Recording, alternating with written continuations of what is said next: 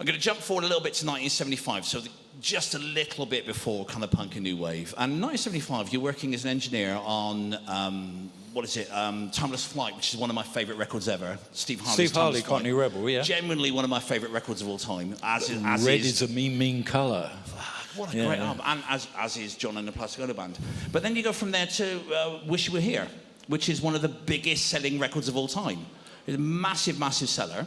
Then, within, 6 months, 12 months, you're working in the studio with this little four-piece from Swindon, who nobody's ever heard of, making their first single after being, already turned down by a couple of other, engineers and producers. Really, yeah. What do you think it was that clicked with you in the band that made that early time work? Because they had worked with other people. They worked with Steve Levine, for example. That never happened. It didn't take off. I didn't know. They went to CBS and worked with him for a little while, and nothing happened. And they tried lots of demos before someone at Virgin or whatever turned around and said, "This is the guy to work with." What clicked? What was it about you five people that got on?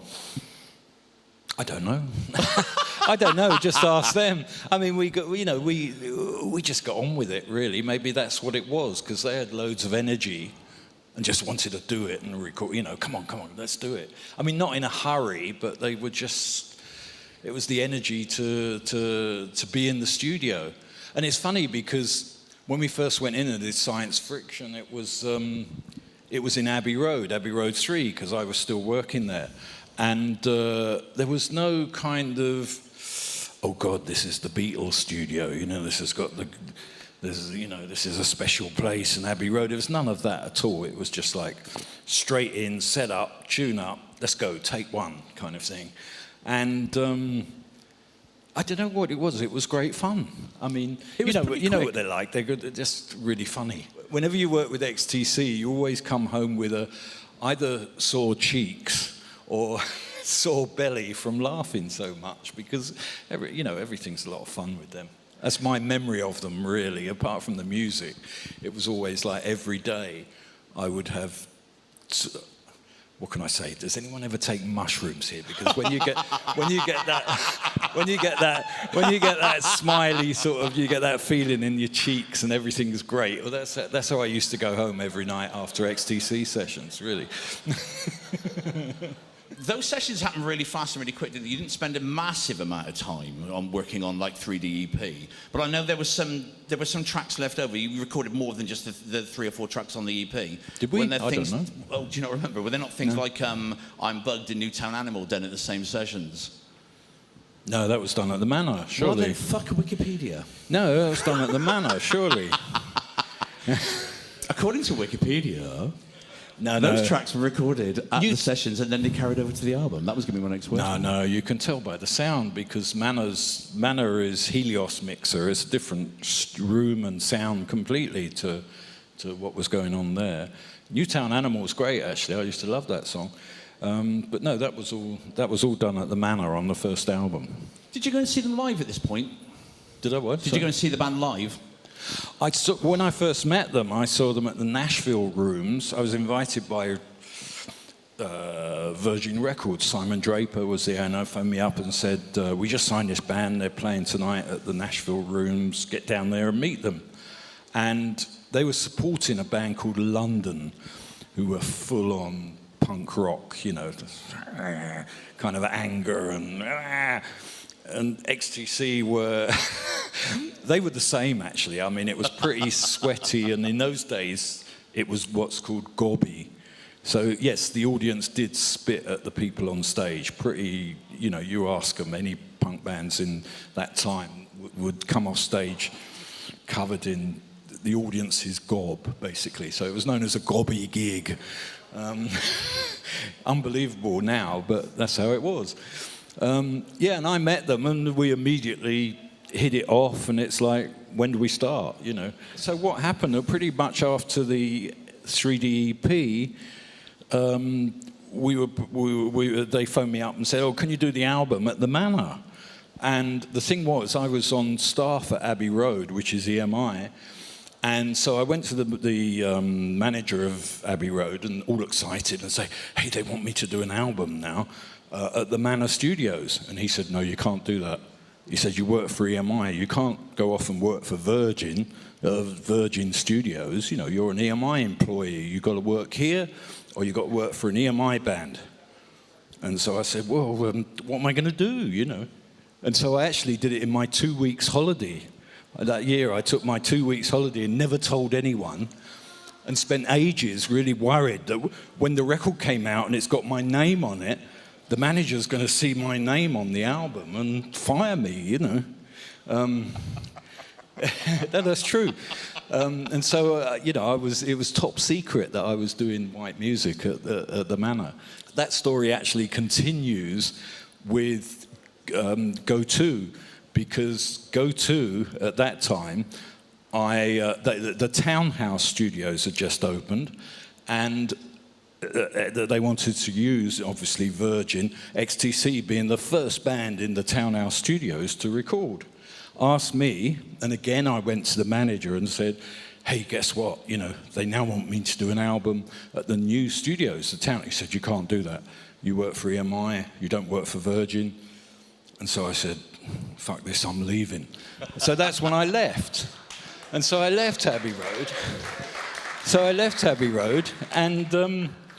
And then what happened is I left July the 18th, 1978, and we were due to start August Bank Holiday at the Townhouse.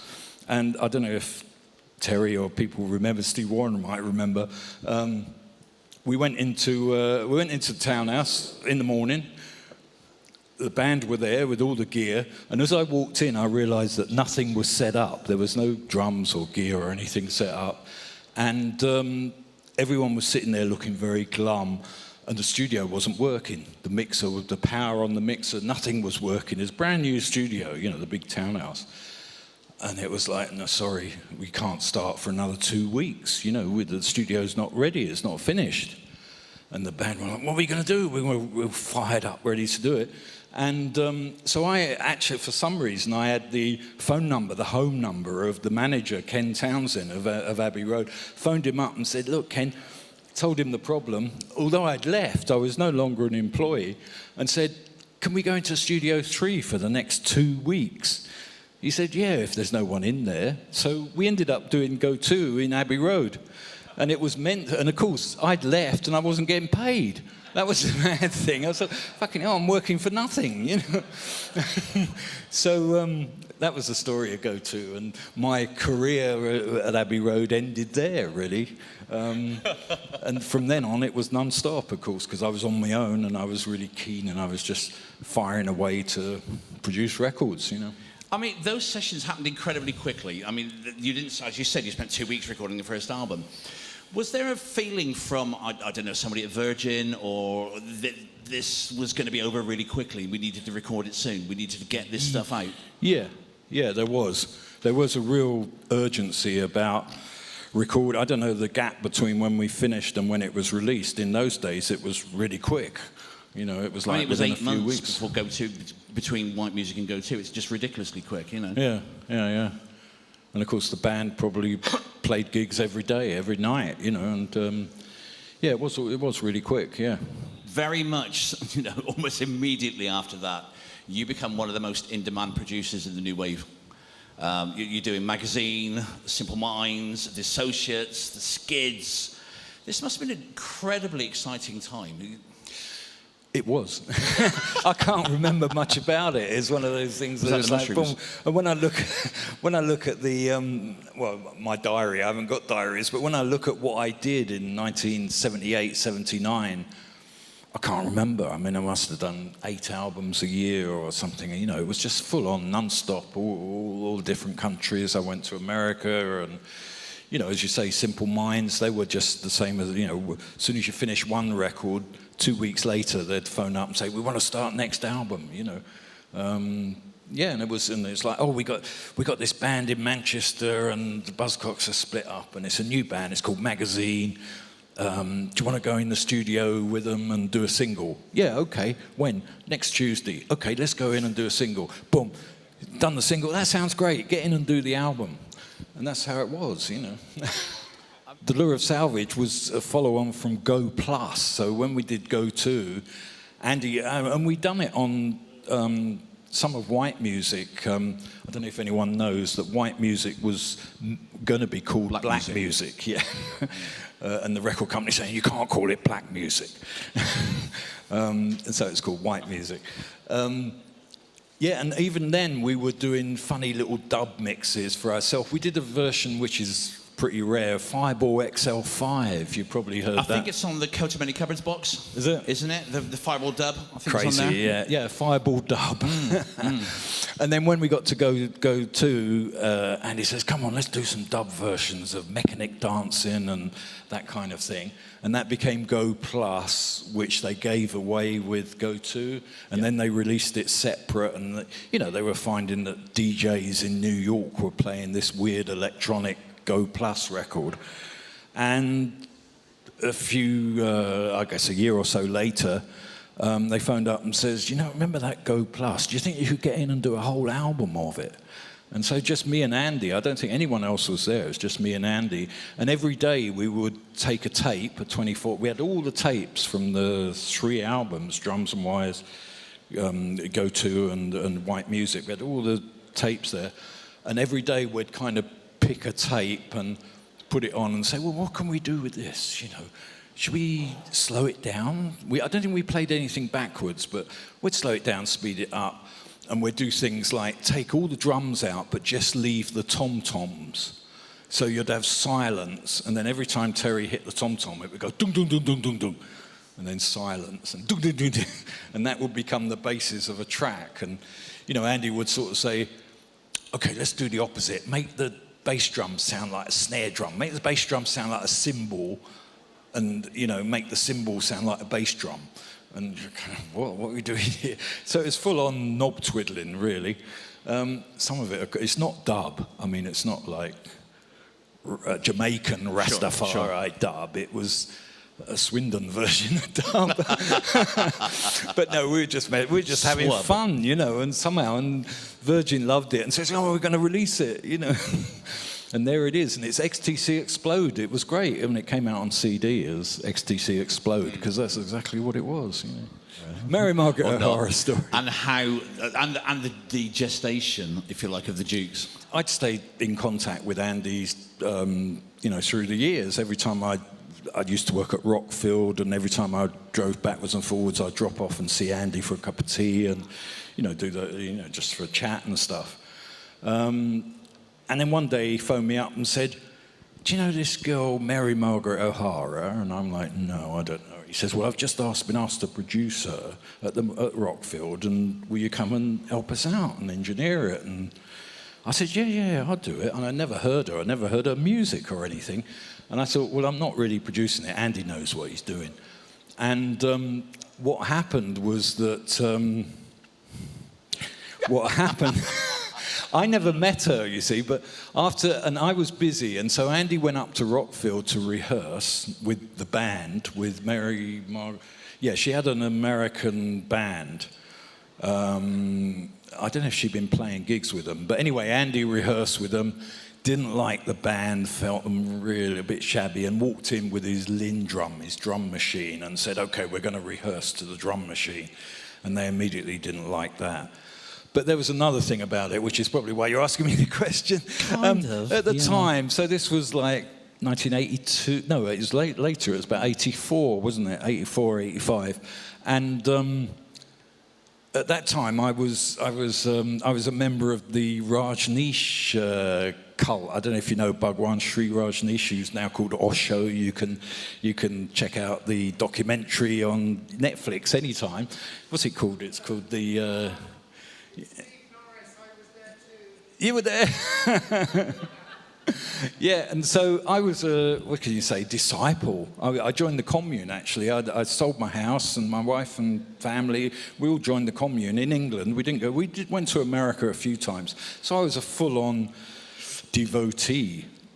Used to wear red clothes and this kind of thing. You had to wear red, I mean, not red robes, you wear red jeans and a red t-shirt, and it was a great thing. I mean, it was, at the time, I was really into it, you can tell. Anyway, go back to Mary Margaret O'Hara, and she's a devout Catholic, apparently. She never came out of her room. she hardly really, I don't know, because it's what Andy told me, she never spoke, she never came to dinner, and, you know, she would go to mass every day or something. And Andy, the manager called Andy up and sort of said, Andy, I don't think this is working. And Andy's like, not working, we haven't done anything yet, you know, we haven't even rehearsed, or, you know, she hasn't sung, she hasn't even been in the room with me, you know. And the manager says to Andy, tell me, Andy, what religion are you? And Andy was like, you know what Andy's like on religion, and he kind of goes, well, I don't know, Church of England, you know, or something. Oh, yeah, I thought so. And tell me, what religion is John? And Andy said, oh, you're really like John. He's really religious, you know. He follows this Indian disciple called Bhagwan. And they looked at each other. Oh, I've heard about him, like free love, free sex, and all this stuff, which was the name they gave. They gave. That was the reputation we had, you know. Who doesn't love a bit of free sex? Yeah.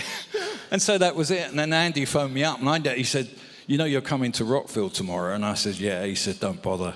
He says, we've been fired, you know, that's it. You know, you've been fired, and so don't show up, you know. And I said, well, this is no good. I think we were booked for like 3 months' work. We had the mixing booked and the whole thing, and like 6 weeks at Rockfield and all this stuff. And I'd cancelled things. I said, well, this is no good. You've got to talk to Virgin. I want some compensation for cancellation. You know, this is like 3 months' job that you suddenly get cancelled the day before. And he says, all right, I'll have a word. And then he phoned me up and said, we've just been given a budget do you fancy doing a psychedelic record? And I said, you bet, yeah, let's do that. But that budget was £5 grand? £5,000, yeah, we got £5,000. And do you know any cheap studios to do it? And we ended up in this little studio in Hereford, where I'd worked before. I'd done a few records. I did The Fall there, actually. I did The Fall and Gene Loves Jezebel and various other singles at this little place called The Chapel, which was really good. And they had a house, and it was like £200 a day, including the accommodation, and they'd fill the fridge up with every night, and the studio and everything. So it was great for us. And I think we did the whole record in 2 weeks, mixing and everything. And I think I got, I don't know, £1,000 or 500 quid, I think I got for doing it. And we gave Virgin £1,000 change. They couldn't believe it. We'd done this record, and, you know, and we gave them £1,000 back and say, it's finished, done, mixed, you know. And they heard it and just fell about laughing. They thought it was the greatest record ever, you know, 25 o'clock. And then, of course, it got released, and it was, the word came back from America that it was selling more than the Big Express and all the records that went before. So a few months later, they said that Andy phoned up and said, oh, guess what? You're never going to believe this. They want us to go in and do it again, do more, another album, you know. So that was what became Sonic Sunspots, isn't it? Yeah.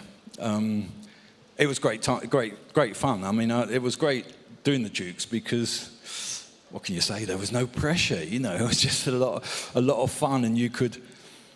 It's almost like the band could sort of act like they were other people, you know. I mean, Andy's a great impersonator, so he would, you know, he'd impersonate different accents. He'd turn on his American accent and turn on, you know, all his crazy stuff. But no, it was great for all of them because, you know, Gregory could kind of show off all his guitar tones and kind of, we want it to sound like the Electric Prunes, or we want it to sound like some, I don't know, some reference of some 60s thing. And then we got onto the Beach Boys, Pale and Precious, which is a fantastic track, you know. It was all a lot of fun doing that. Anyway. A quote from Mr. Partridge.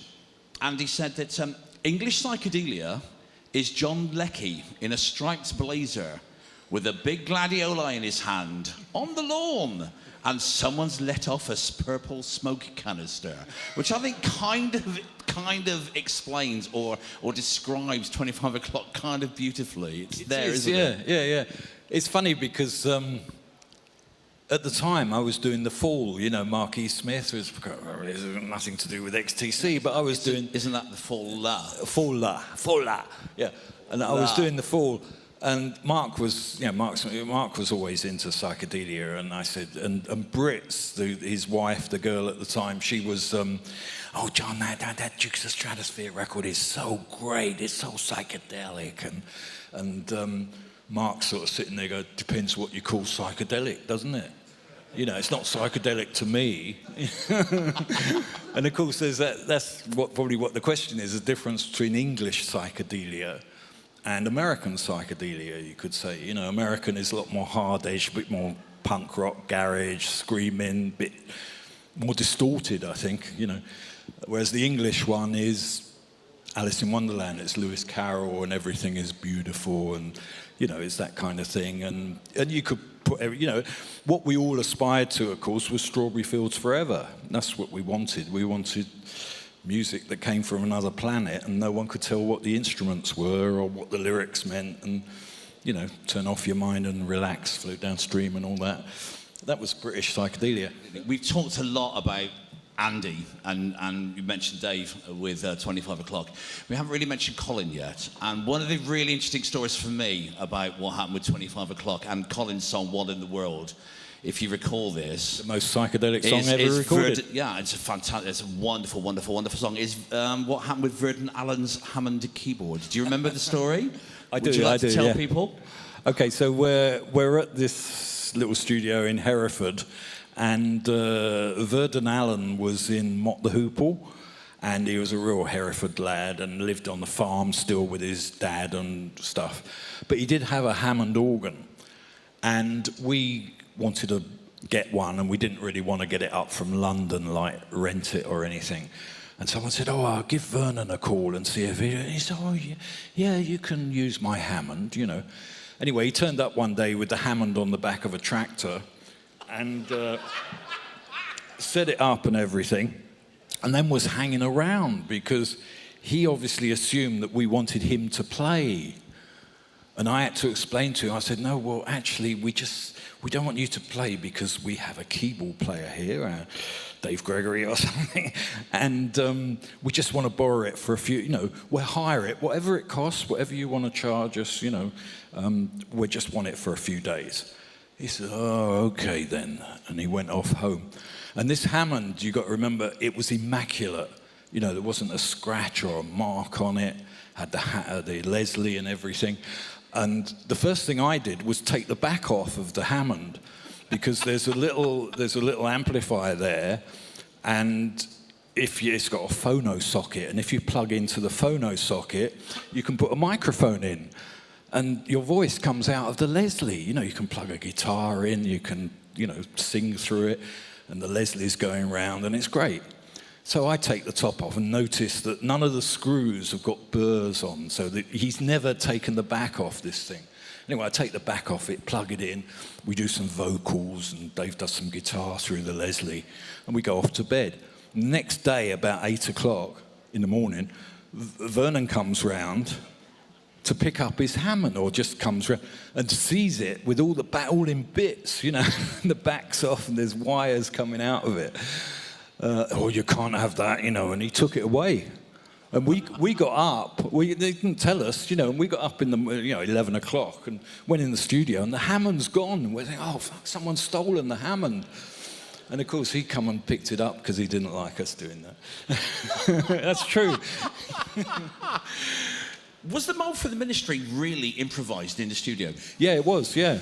Mole from the Ministry was totally made up by Andy, and he spent a good few hours bashing out the chords on the piano and doing the words in the way, if there's just, you know, he'd be writing the song, and everyone's like, come on, Andy, you know, come on, let's hear it.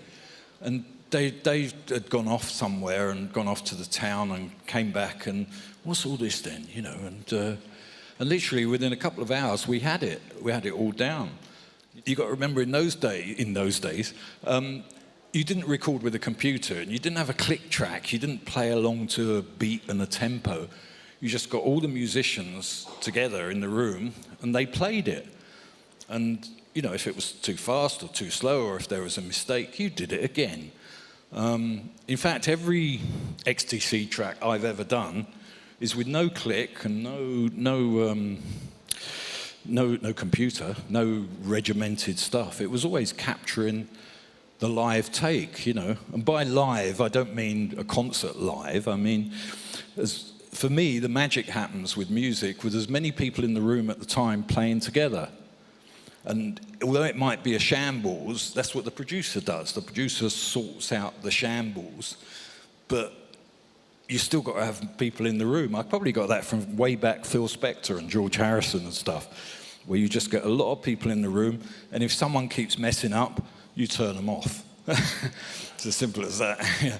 But the energy in the room with more people is so much better than someone sitting there with the headphones on, listening to a drum machine and, you know, trying to keep in time and then spending 3 hours on the computer adjusting it all and stuff. Forget that. You never, even though you get there in the end, it never translates. You know, the listener doesn't get it. You know, it's like it's like taking a photograph, really.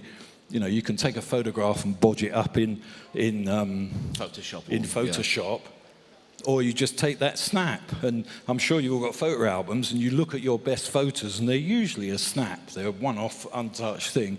And it's the same with recording, I think. Do you think recording 25 o'clock in only a couple of weeks and with such a limited budget actually helped that experience, made it more authentic? Yeah, it did. But that wasn't the intention. I mean, that's, you know, people say with Dukes of Stratosphear, we used old equipment. We intentionally used vintage gear and vintage microphones. Well, we didn't really. I mean, that's what our attitude, our vision was, to keep it sounding 60s. But we didn't use exclusively valve microphones or that kind of thing. But no, we were going for the 60s thing. Yeah, sure. And it was done live, I mean, because we didn't have much time. I mean, we couldn't record one instrument at a time because we were all feeding off each other, you know. I mean, a lot of that Dukes thing, what you hear is the first time they played it. You know, like, and Andy would say to Colin, have you got the bass line, Colin? He'd go, oh, I think so, let's do it, right, take 4. And that was it. You know, it wasn't kind of considered. But they're just great musicians. You know, all great musicians are going to sound great because they're great. 25 o'clock was a massive success for XTC at the time, certainly, compared to, as you mentioned earlier on, compared to how the previous albums had sold. Was it a surprise for you, or a slight, maybe, that you didn't get offered the next XTC album? Was that an issue? Yeah, it was really, yeah. But you know what, I'm okay, I can forgive them, because what what Verden said to him is, because 25 o'clock was a big success in America on Geffen, you got to remember that Geffen Records in America were releasing it, and they said they would only do another album if they used an American producer. And there was a list of them, and top of the list was Todd Rundgren, and they said, yes, we'll do it with him. So I don't blame them, really. I mean, you know, if they did it with me, we'd be in Hereford with Verden Allen's Hammond organ or something, you know, taking mushrooms. But it was only one more year. It was a year after Skylarking, and the Dukes are back with another album. And this time you're in Cornwall with double the budget, is it? 10, maybe £11,000 this time? £11,000 to record a 10-track and mix fucking masterpiece. I cannot get my head around this concept of how you record such a wonderful record with so little money. I don't know, what was it? Because we were all on it. We were all like accepted, we all trusted each other, and everyone was focused on the song, really. Today we're going to do Kaleidoscope. Okay, how's it go? You know, this kind of thing. I'd throw in ideas.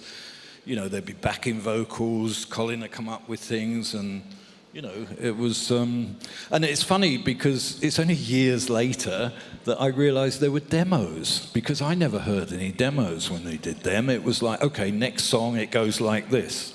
You know, we never rehearsed, and I never heard demos for 25. It's funny now when I hear these demos, it's like, you never told me you did demos, you know. Because there were a couple of tracks on Psonic Psunspot that were planned for earlier albums that hadn't made it. I think That's Shiny right. Cage is one, and I think a couple of Collins songs were originally planned for Big Express, and they just weren't right at that time. Yeah. Did that make the process maybe less spontaneous than doing 25 O'Clock? Because they already had stuff together? Maybe, yeah. I don't know if it was that. It was probably the fact that we had to do a whole album. I mean, when we did 25 O'Clock, we did 6 tracks, and we could have done 4, you know. I mean, It was basically go and do something. If you can do a single, that'd be great. If you can do 4 tracks, that'd be great. So it was always going to be an EP at most. There was never going to be an album there. That's right. Yeah. Well, no one knew what it was. Who was ever going to release it? You know, everyone. It was compensation for Mary Margaret O'Hara, really. You know, it wasn't a planned record. You know. When we started mixing, really 25 O'Clock, it's because that's how we sort of developed the spontaneous technique, you could say. When we started mixing, the first thing we did was make up a reel of tape of sound effects. So we'd have like horses, sounds, seagulls, waves, Winston Churchill talking, snippets. You know, we got it from I'm the Walrus, snippets of radio and news reports and things. And I'd make up this tape with all the effects on, and being a great tape op that I am, I'd write everything down and put leaders in between each sound effect. And so I'd look at the tape and know exactly where Winston Churchill was track 7 and that kind of thing. Anyway, when we came to mix, we'd have actually 2 of these sound effect tapes just running all the time. And and it's a manual mix. I mean, there's no computer involved. So we sit there and start, when you do a mix and you move the faders up and down as it should be. And if it got a bit boring or there was a mistake, the great thing was, if there was a mistake, Andy would say, just put the sound effects over. Put the horse on, put Winston Churchill on or something. And so, you'll be doing the mix and it get a bit, you're saying, and you'll just get the sound effects, turn up the fader, and you didn't know what was on it. It could be anything. And you turn the fader up, and it was like, whoa, there's horses and galloping across, and there's all that kind of stuff.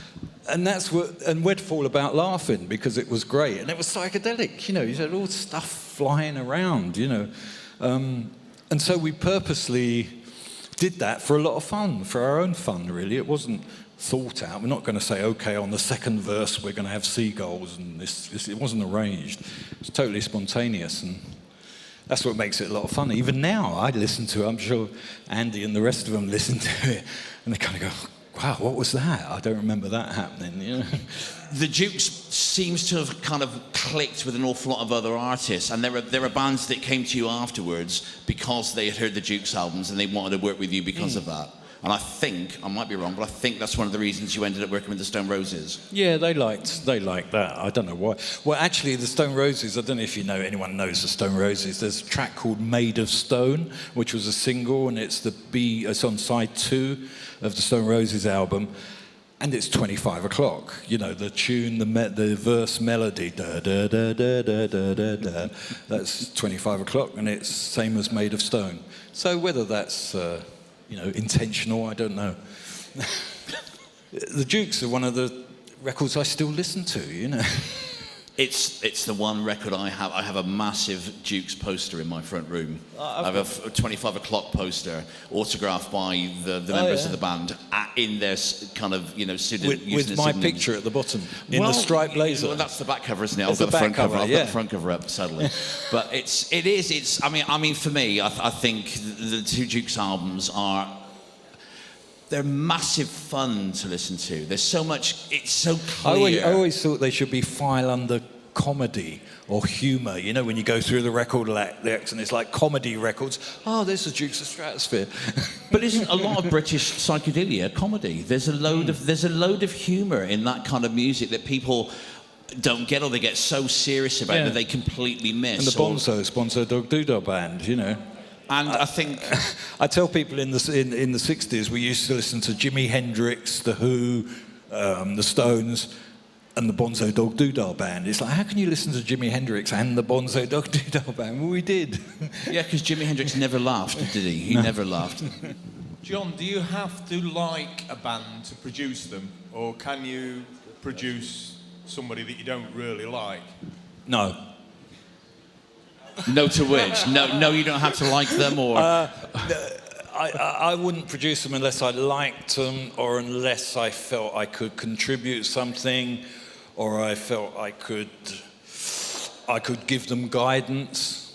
I mean, you know, if I don't like the music and they're in the studio and they do a take, when the music stops and it all goes quiet, they're going to look at me and say, what do you think? And if I don't like them, I'm going to go, I don't like it. So there's no point in carrying on, no, even starting it, really.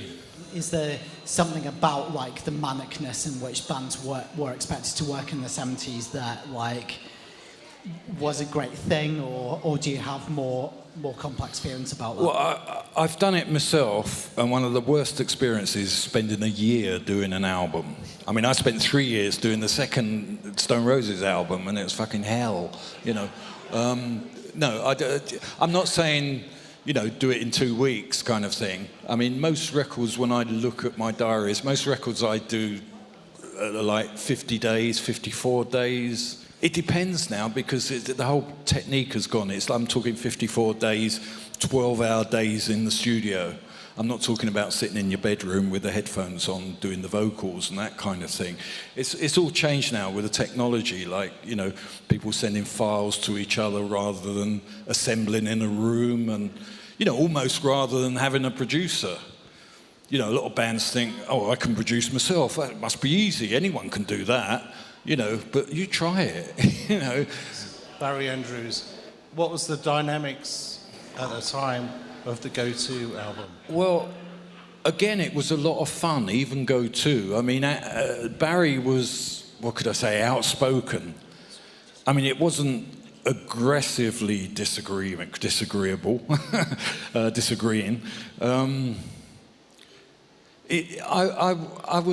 Was I surprised when he left? No, I wasn't surprised when he left, I suppose. It wasn't bad vibes.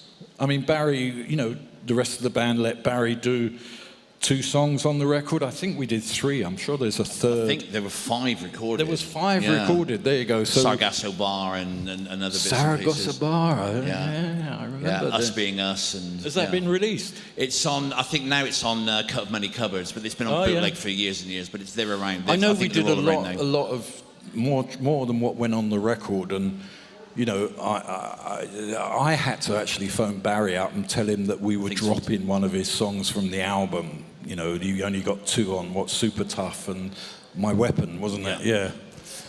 Things Fall to Bits is the one I couldn't remember. That's the 5th track. Bits and Bits and Things Bits. Fall to Bits. Bits and Bits and Bits. Yeah, but Barry was great, of course. I mean, totally unique keyboard player. I mean, you know, and that Lawrence piano, I'd still never seen another one. That little piano he used to have, that is called made by Lawrence, and it was like a mini upright grand, an electric, and it was all beaten up. I mean, all the keys worked because he could play it, and it just had a pickup, and he used to put this treble booster. It was a Dan Armstrong or Dan Electro treble booster, boom, and he'd plug that in and then plug the jack in, and he'd hit the key, the keyboard, and it would like hurt your ears because it was so bright. But it was great because it balanced with the guitar, you know. So you got Andy's guitar, which is really chunky, bright and sharp, and the piano had to compete with it. As far as Barry is concerned, he had to go one more, you know, and overtake. But no, it was great, and the Krumar organ and all that and Dog Breath. You remember that when they did Old Grey Whistle Test, and he wrote Dog Breath on the back of his, and I'm like, what's that? You know. And I think when he went to the BBC, he had the Krumar organ, which he used to turn, you know, swivel up and down, and it didn't have a cover on it. It was just open. You know, it didn't. And the BBC insisted that he had it because, like, you know, health and safety. You can't have an open electronic thing there, and they put a Perspex cover on top of his organ because they were frightened of it exploding. How do you imagine that Skylarking would have sounded had you produced it? If you'd produced it instead of Todd Rundgren, how do you think that? It probably would have sounded like 25 o'clock, I suppose. All right. I heard that when Andy Partridge upgraded to CD, that he gave you his entire record collection and fitted you in a car with it. Do you remember that story? And do you remember anything that he gave over to you? Yeah, of course I do. Yeah, it's funny because we never spoke about it. And one day, as I say, like if I worked at Rockford, I'd pop in for a cup of tea, and CDs had come out, and Andy had all his albums stacked up, and he was going to put them in the shed or something. And Marianne, his wife, she said, "Oh, can't you get rid of these albums? Do you want them, John?" And I said, "Well, yeah." And Andy says, "You can't." And I started going through them like one at a time. And he says, "No, you can't go through them." He said, "You got to take all of them or none. You can't just take a few." And I looked, no, I don't know how many there were, probably about 500 records. And I said, "All right, I'll have them all." And so I had an MG, an MGB, and we filled the whole car with these albums. And I've still got a few, yeah. I mean, because there was a lot of stuff there. I mean, there was Residents, and I remember the Residents, which I still got.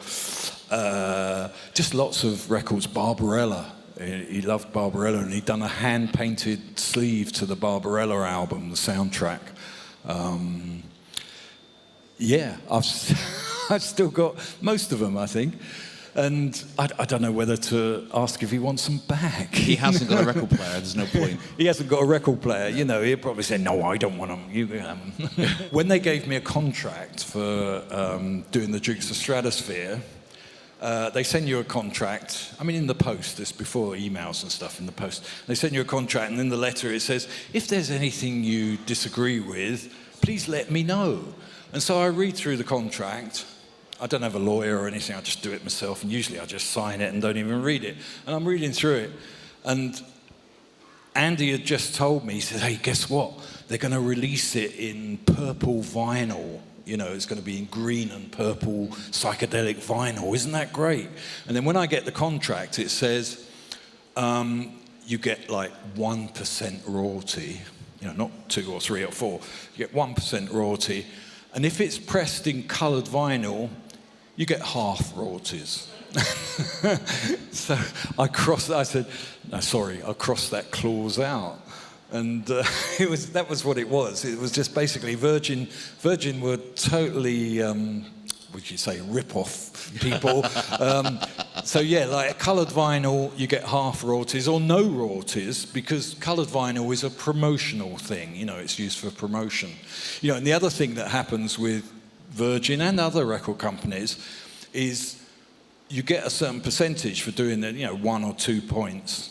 Miserable, really. I mean, it doesn't amount to much unless you sell millions. And when CDs come out, if it's a compilation, you only get half royalties. So when CDs come out, they would do the album and add extra tracks and then pay everyone half royalties, because it's a compilation, it's got extra tracks on.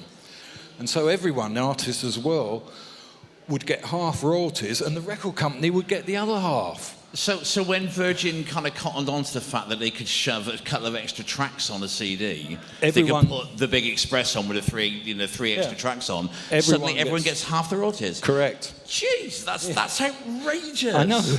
That's absolutely outrageous. So for things like Explode Together, you've only got half royalties because it's a collection. Because they consider compilations as not being proper records. They're not proper albums. The story with the Stone Roses is that when they signed their contract, CDs had just come out, and CDs were considered a bit weird and sort of promotional items. And 12-inch singles, well, that's just for clubs. That's a promotional thing. It's not the real record. So they never got any royalties for CDs or 12-inch singles.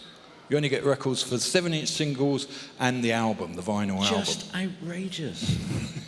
Absolutely outrageous. It depends on what studio. Rockfield's great because you can live there. It's one of the few places where you can go residential. I mean, I like the residential thing because you're all under the same roof. You don't have to get the bus home, and you don't get in late in the morning, and you can, go to bed when you want and get up when you want. So I like Rockfield and residentials, although I do like Rack Studios in London. Mixing, I don't know now. Mixing's all different now with computers and stuff and plugins. So the main thing about mixing is the monitoring, really, is the speakers and what you're listening to. If you trust and know what you're listening to, then you should get a good result. And usually you find bad mixes are because of bad monitoring, not really hearing. Your memories of working on Mark Owen's Greenman album with Dave Gregory? Oh, yeah. God, good question. Yeah, Mark Owen. Mark Owen came about at the time that Take That. I mean, to be honest, I'm not a big Take That fan, of course, by any means. But Mark Owen, they'd split up, and what could I say? I had a lot of pressure to do the record because it was going to sell, basically, and they wanted to do it quickly, by October, so they could release it at Christmas, because next year was Robbie Williams was coming. And so they wanted to get Mark's record out of the way. And basically we had free range. I did it with a guy called Craig Leon, and Craig is more of a songwriter than what I am. And so Craig helped Mark with the songs and the orchestrations, And basically we had free reign, infinite budget, really. We were in Abbey Road, in all 3 studios in Abbey Road. And we had orchestras, we had the gospel choir, we had Clem Burke from Blondie and Dave Gregory from XTC. Clem Burke came over thinking he was joining XTC. When he heard Dave Gregory, it's like, I've got to do this gig because I'm going to be the drummer of XTC, And then when he got in the studio, it's like, well, actually, it's not XTC, it's Mark Owen. But no, we had good fun, and I don't know, whatever you think, we had good fun doing it. It was a good recording exercise, really, and pretty successful. I mean, whatever, yeah. It was great. Mark's great. It was lovely, yeah. So didn't Dave end up working with Blondie shortly after that? I think so, yeah. So they must have got on pretty well together, Clem and David. Yeah, they did, yeah, and Dave did string arrangements and things, I think, yeah. I was wondering about Bill Nelson. Do you have any stories about Be-Bop Deluxe at all that you remember? Yeah. How long have we got? Is Mike in the room? Mike, one of our co-organisers, is a massive Bill Nelson and Red Noise and Be-Bop Deluxe fan. Michael, yeah. Are you listening? Well, anyway, Be-Bop Deluxe, I don't know how many people know Be-Bop. I probably got the XTC job first off because of Be-Bop Deluxe, I think, because at that time I'd done 2 Be-Bop Deluxe albums, and they were the greatest band in the world at that time. And that's probably how I got the XTC things. I think I ended up doing about 7 albums with Bill, and it was great. I mean, me and Be-Bop Deluxe, we spent the 70s together, really. The second half of the 70s, we went to the south of France. I did about 7 albums, and and I saw Bill recently, went up to Yorkshire, and he's great. I don't know if anyone knows, Bill's, since he left Be-Bop Deluxe, or they split up, he's made, God knows, 100, if not 200 albums himself, in his room upstairs. And he's great. I mean, all the albums sound the same. He's got the same sounds on them. Some are instrumental, some are songs. But yeah, he deserves a lot more recognition than what he gets. But he does lock himself away, and just stays up in Yorkshire, never circulates really. And never has guest musicians. He loves people asking him to play. David Sylvian and Harold Bard and those sort of people. And really, Bill should have played with other people and just expanded himself a bit more. But he just loves sitting at home making his own records, and they sell. They sell. He can make 1,000 CDs, and within a month they're all sold. So he's doing good. For me, live, Terry was the driving force. So just interested to know what he was like in the studio. Still the same, the driving force, yeah. You know, he sets the tempo and sets the pulse of the music. I mean, you know, no click tracks, no metronome or anything like that. It was always... No, there was never a click track. He was the click track, yeah, the human click track kind of thing. Colin and Andy tell him how to play, or did he just get the song and play his own way? Andy would make suggestions. I don't think Colin would really make suggestions, but Andy wouldn't discipline him. He wouldn't say, oh, you've got to do it like this. He would say, oh, that bit's good. Or why don't you try that on the floor, Tom, or something. You know, I mean, it was a shared thing, really. You know, I might say something. I might say, oh, that's too slow. Can't you play that bit faster or something? You know, that's what it's about, really. But no, I mean, he takes direction. You know, if he'd say, no, I'm not going to do that, it's not going to work. You know, you might as well go home. You know, it's like, so it's always a collaboration, you could say, in the studio, you know? Just a joking question, but I just wondered if you have any insights on where these master tracks might be to give tips to Andy on how he can hunt them down? I've got no idea. Tell me, what have they lost? I don't know. Well, I know that there's no white music tapes, is that right? I don't know. There are a couple of albums we're missing the master tapes for, and if people are around tomorrow, they might find out something very interesting about one of the missing albums, which has recently resurfaced. I'm not saying anything, but there are a couple of albums where the master tapes have gone and they've only got the 2-track stereos. So, that, yeah. I don't know. No. I'm looking forward to... You haven't got any at home? No. I'm looking forward to the White Music Stephen Wilson remix, actually. I mean, good luck to him. White Music's happening. White Music's happening at some point. That's been working on for a while. Go To, I think, is still missing, isn't it? Or maybe it's turned up. There are a couple of the later albums which you were involved with, which... They tried Abbey Road for Go To. Well, weirdly, that's where it was recorded and mixed there. Yeah, they've turned up in the maddest of places. I don't know if everybody knows the story, but the tapes for Skylarking turned up at Capitol. Capitol got nothing to do with XTC ever. But that's where they recorded it. But it's because they had the Todd Rundgren archive. Yeah. And Rundgren always said he never had the tapes, but he did. They were in the archive, his archive at Capitol Records. It shouldn't be too difficult. You only got to go through the diary and say, where were these... if you want Go To, the first place I'd go is Abbey Road. Sure. Even though it was bloody 40 years ago. You know, there's probably still there. Yeah, I'm just curious, what's your favorite XTC song? Oh, that's a great question. I know that was... Go on. My favourite XTC song? Are you allowed a favourite? I'm going to say something really off the wall here. You'll probably agree, or you go, oh yeah, it is. Complicated Game on Drums and Wires. Yes! Totally. I still don't, you know, it still makes me shiver. And, you know, maybe it's not a song, but I love Complicated Games and what Andy does and what Lily White did and everything. I think it's great. You could say there's two things that make the sound of a band is the vocalist and the drummer. The vocalist and the snare drum. No one plays like XTC, really. I mean, those early records, you know, White Music, Go Plus, no one really plays that music anymore.